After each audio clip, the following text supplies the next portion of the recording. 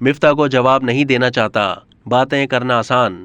وزیر خزانہ اسحاق ڈار کا کہنا ہے کہ مفتاح اسماعیل سے پوچھا جائے کہ کیا ارینج کر کے گئے۔ مفتاح اسماعیل کو کیا 32 ملین کی ارینجمنٹ نہیں کر کے جانا چاہیے تھا؟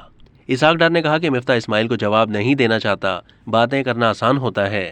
اسحاق ڈار نے کہا کہ اب تک کوئی ایسی ادائیگی نہیں ہے جو وقت پر نہ ہوئی ہو۔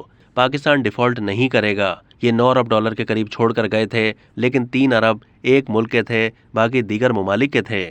وفاقی وزیر خزانہ اسحاق ڈار نے کہا ہے کہ ہم نے ملک کے لیے اپنا سیاسی سرمایہ لگایا۔ عدم اعتماد سے پہلے ٹکٹ کے لیے پی ٹی آئی ارکان کی لائن لگی تھی۔ ہم نے سیاست پر ریاست کو ترجیح دی۔ کرنسی اسمگلنگ کو کنٹرول کرنا بہت ہی ضروری ہے۔ آئی ایم ایف کی تمام ریکوائرمنٹس پوری ہو چکی ہیں۔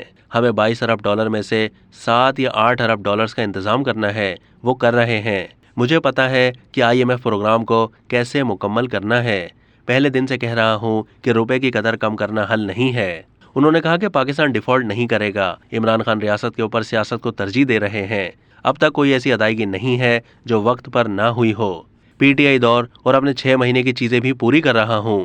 اب تک کے لیے اتنا ہی۔ مزید معلومات کے لیے ڈیلی جنگ کے یوٹیوب چینل کو سبسکرائب کیجیے۔